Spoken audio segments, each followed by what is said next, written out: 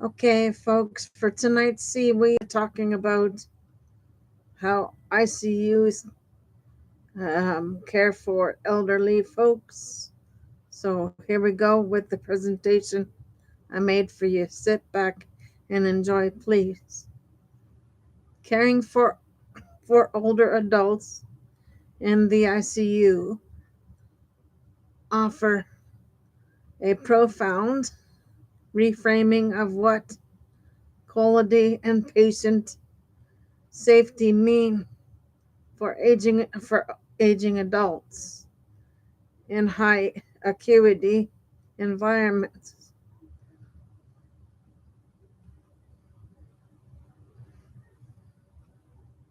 Quality and patient safety.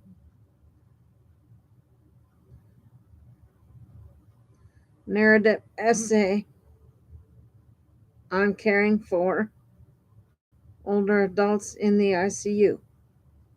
Okay, so here we go. Older adults now make up the fastest growing segment of ICU admissions in the United States.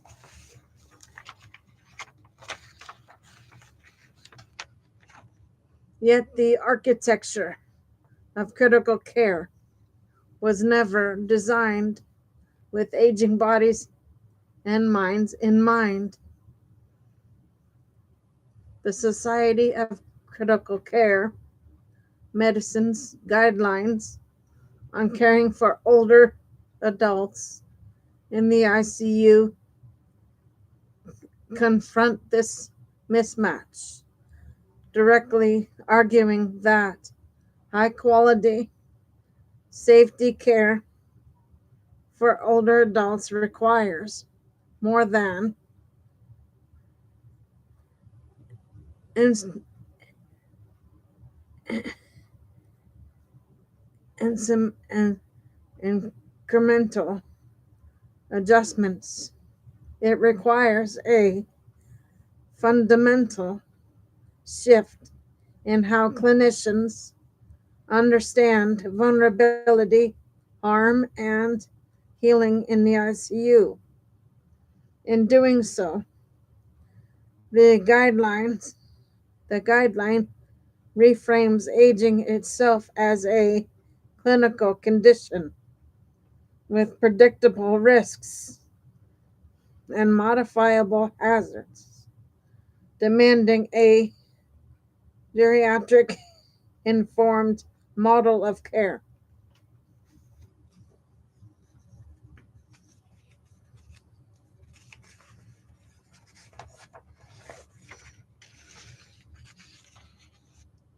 Second title, guys: Aging as a Safety Condition, not a dramatic demographic detail. The ICU is a paradox for older adults.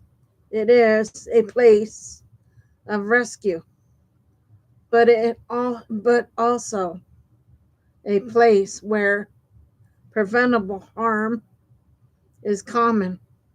Delirium, immobility, sensory deprivation, polypharmacy, and functional decline are not incidental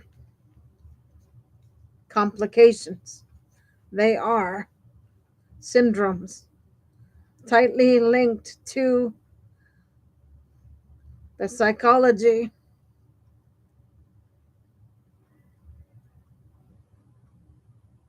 physiology of aging, and the structure of ICU care. The guidelines recognize this reality and elevate it to a quality imperative. If hospitals want to improve outcomes for older adults, they must redesign care processes to prevent ideologic harm as aggressively as they treat sepsis or shock.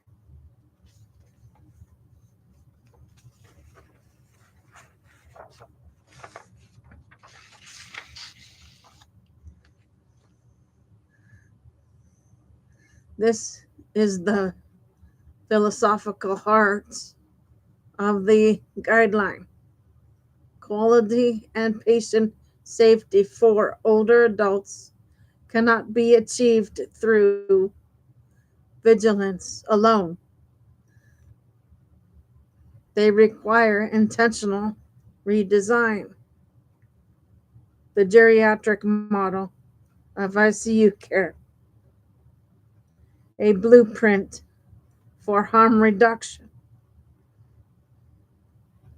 The guidelines' central recommendation, a conditional suggestion to implement a geriatric model of care for all ICU patients aged 65, signals a paradigm shift rather than layering geriatric principles onto existing workflows.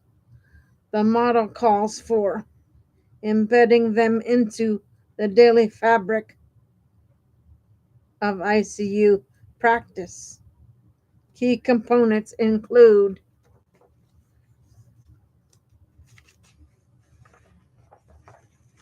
minimizing tethers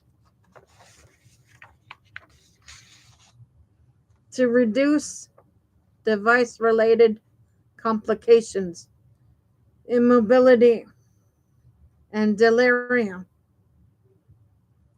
addressing sensory impairment by ensuring hearing aids, glasses, and communication supports are present and used. Early mobility through PT, OT, engagement within 24 to 48 hours. Functional preservation, including sleep protection, ADL support, and circadian rhythm stabilization.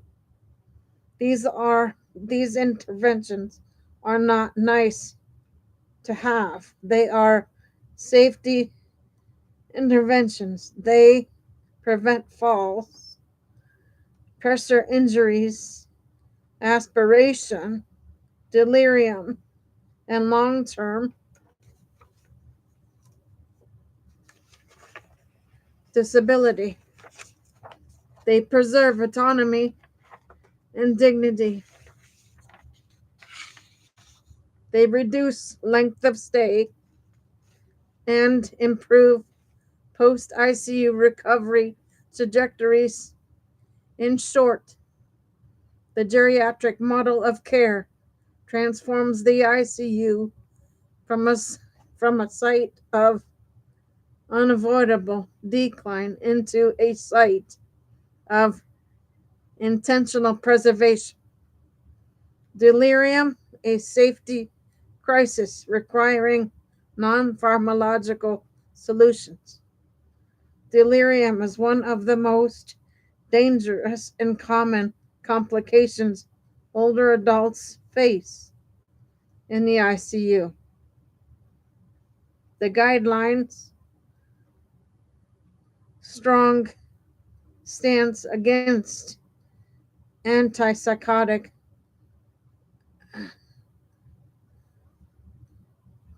prophylaxis effects, a growing recognition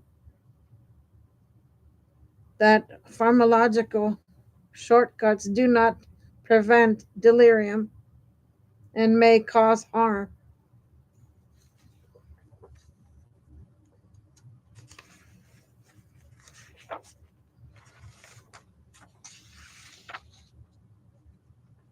The panel's suggestion against antipsychotics for delirium prevention is grounded in evidence showing no reduction in delirium incidence, increased risk of QT prolongation, oversedation, and aspiration, mortality signals in frail elders. Instead of the guideline, the guideline elevates non-pharmacological bundles as the cornerstone of delirium prevention, sleep protection, orientation support, mobility, and daytime activation. These interventions are deceptively simple but profoundly effective. They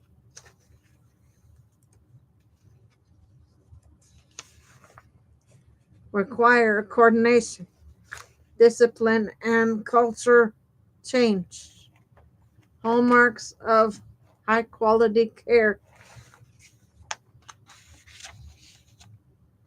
Areas without recommendation, evidence gaps, and safety signals. The guideline makes no recommendation in 3 areas due to insufficient evidence. Specialized post ICU follow up clinics. Lower MAP targets 60 to 65.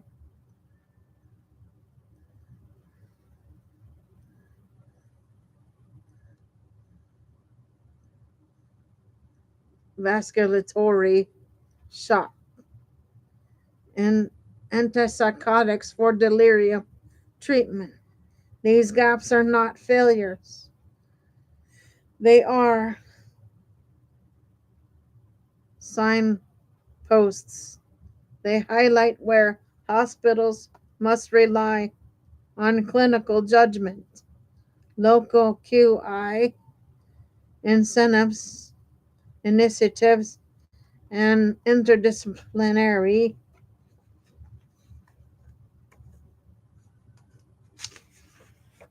collaboration.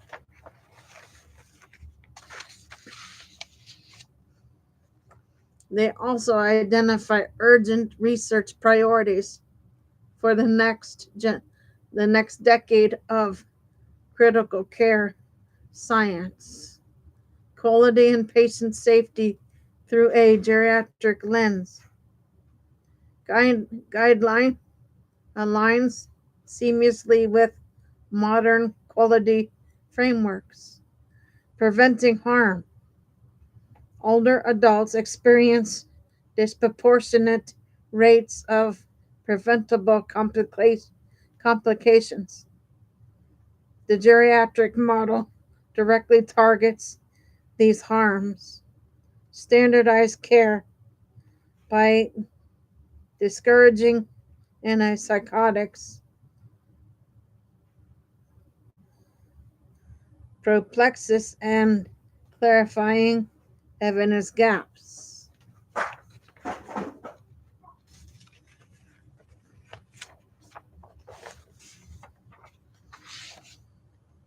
The guideline reduces unwanted variation, promoting person centered care. Sensory support, mobility, communication, and autonomy are reframed as safety interventions, not amenities. Building reliable systems.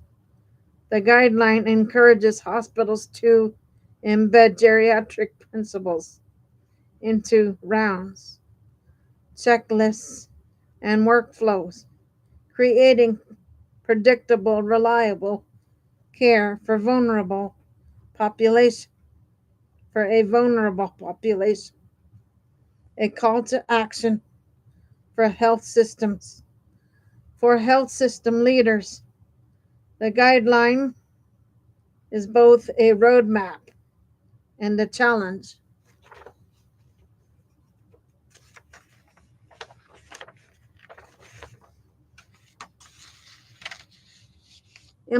Implementing a geriatric model of ICU care requires workforce training, interdisciplinary collaboration, PTOT capacity, nursing empowerment, measurement, and accountability. But the return on investment is profound. Fewer complications, shorter stays, better functional outcomes, and more humane care. The guideline invites hospitals to imagine an ICU where older adults are not merely stabilized, they are protected, supported, and preserved.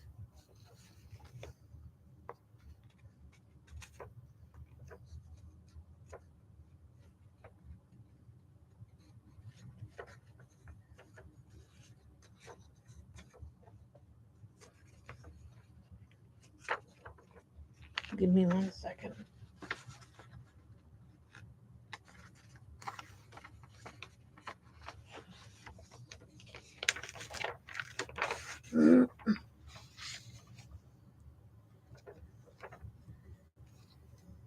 Guidelines on caring for older adults in the ICU redefine what quality and patient safety mean for aging populations.